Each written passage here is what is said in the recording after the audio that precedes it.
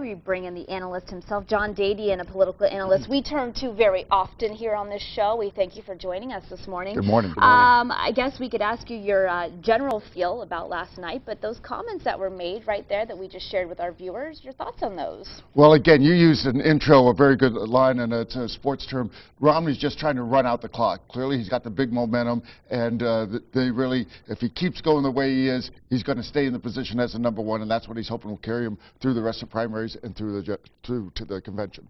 So how about #2 then? I guess that's really where we're looking, right, at this point. Of course, nobody wants to admit that they're running for vice president, but I think you Right. see several people have that. A lot of people tell me that Gingrich would never take it, but I think he's a very strong possibility for vice president, and clearly Santorum probably would be a possibility on there. Yeah, you noticed a little bit of Gingrich sort of backing away from Romney. Earlier in the week when Romney came at Gingrich with those ads in Iowa, Gingrich was pretty upset about those, but last night seemed to back off a little bit. Do you think there's some dealings maybe going on there? I've always called a presidential campaign, similar to very military type of operations, and what happened in Iowa was the first big battle war. Clearly Romney won that, so now the other candidates are doing a fallback position. They're just trying to stay alive through the other primaries, because if they still look credible in the next couple primaries, et cetera, then they'll be considered vice presidential material. All right. Hey, another hot topic, obviously, today. We touched on it already. The anniversary of the shooting in Tucson. We spoke yesterday to Congresswoman Susan Davis, who is a good friend of Congresswoman Gabrielle Giffords. From a political standpoint, how did last year's shooting change the way we look at gatherings for congressmen and women and really any political official in the country right now? It absolutely gave a lot of, including a lot of our local elected officials lower than the level of Congress, a wake-up call as far as security. And I know for a fact it's absolutely on everybody's mind. Not necessarily putting up the big walls, but just being more conscious where the entryway is, what the access is, what to do if something does start to happen. Staffs are now being trained on how to react and that type of thing.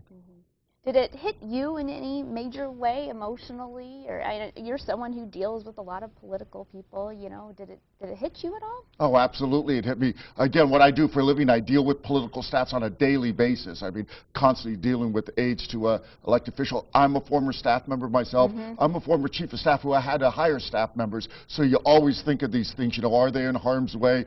Am I giving them the right training, to react and that type of thing? So yeah, I was, it was one of those moments, such as some of our big moments in life where we remember where we were. I was in front of my TV, and I was just stunned before my jaw was dropped for about an hour. And then you folks called, and I did an interview that day, and I remember just saying, I hope that a year from now, which is where we are today, that everybody remembers and keeps us on the mind that you have to remember it on a daily basis, that it is a concern.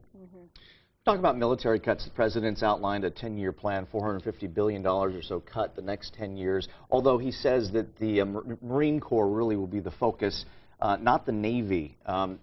Its impact on San Diego, do you think that will be impacted much, or is this more of a good thing for San Diego? It really is a double-edged sword for San Diego. On one hand, clearly, we're such a large military force, it's going to impact us. Any type of cut will impact us, so that goes without saying. But on the other hand, we are so vital, especially, again, the major source of our military here is Navy, Marine Corps, et cetera. So clearly, we are the tip of the spear that goes out. We saw that over the past 10 years, that all the heavy casualties really were weighted in Camp Pendleton and certainly Miramar to a lesser extent. So it remains to be seen, but I just don't think that similar to the BRAC hearings of 1990s, it won't hurt us as much as the global national defense across the country and the major cuts. I think you're going to see some cuts in some of the smart weapons, and that's a concern. With your military background, if you're a Marine in San Diego, how are you feeling about hearing something like this?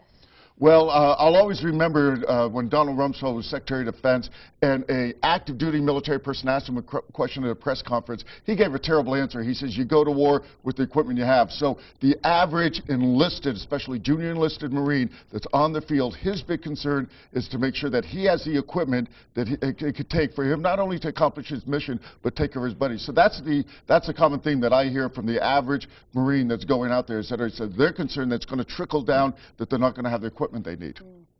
We circle back one more time with the GOP debate from last night. When would you expect an announcement as far as these things go?